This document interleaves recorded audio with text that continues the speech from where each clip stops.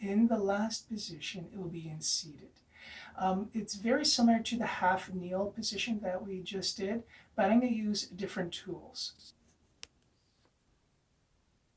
The first massage tool we're going to use is a tennis ball.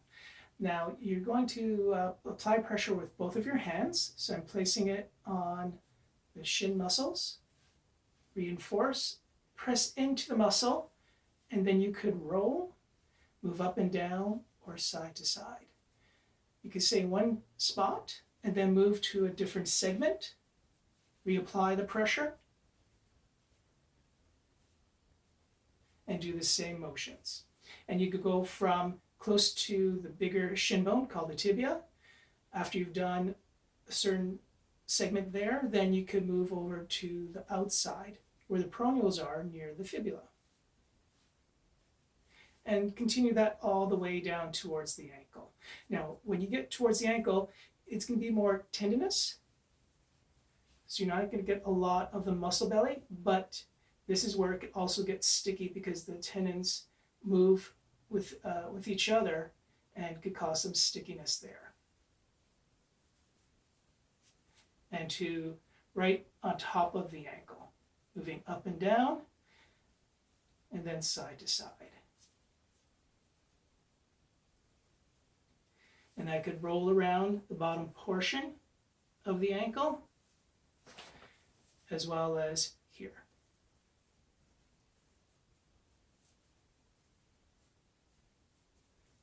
And then you could get in with some other tools, such as a hammer. So the shaft of the hammer here, actually before we go to the shaft, we go to the head, and you could press in and then move side to side, up and down for those specific spots. Or you could use the angle between the head and the shaft or the body of the hammer. So I'm pressing into the shin muscles by pulling towards me, moving up and down, and side to side. And when you get to the ankle, got to be a little bit careful because it's more tendinous than muscle belly. And you can have your other hand on the head to apply more pressure.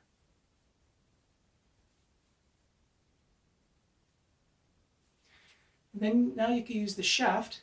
Certain hammers are thin on the shaft. So remember to take the skin with you. This will help decrease the adhesions or the stickiness between the muscle fibers.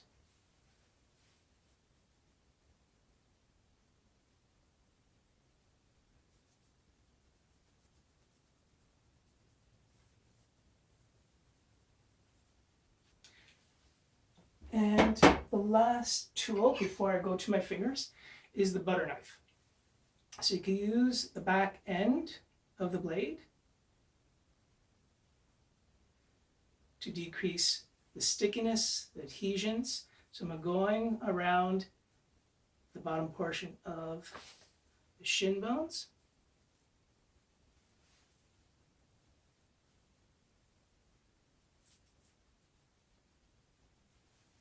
And then on the muscles themselves.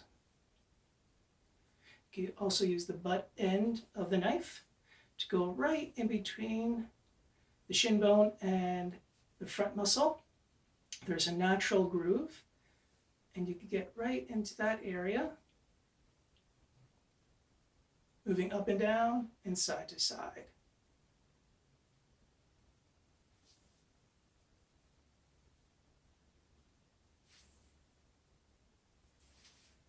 And then here as well.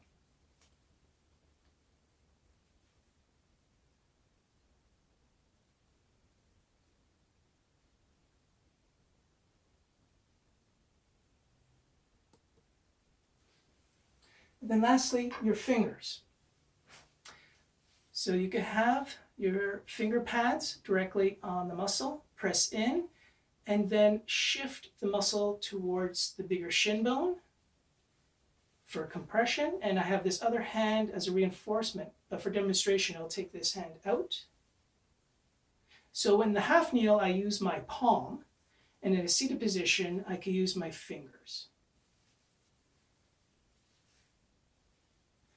And then right in that groove that we had the butt end of the butter knife, you can use your fingers in line, go right into that groove,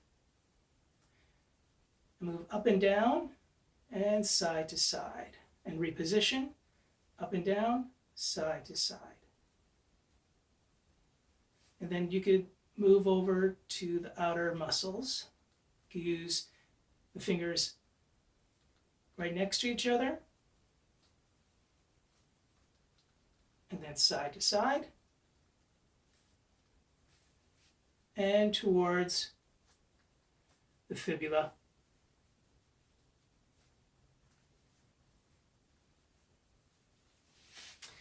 The other aspect is taking your fingers together, reinforce, and then pull, and to get that compression of the muscle towards the bigger shin bone.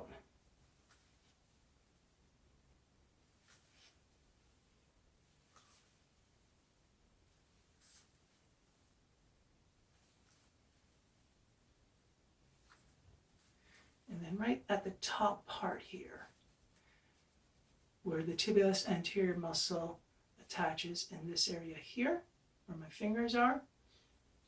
So right here is where the quad tendon attaches to, and when you move outward and slightly down, that's where the tibialis anterior muscle attaches. So I'm moving up and down and side to side. So if you don't have any tools, your hands are a great alternative. But you just have to remember, you may overtax your hands and fingers if you're not used to it.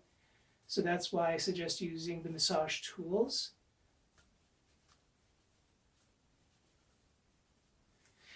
And this is the end in a seated position.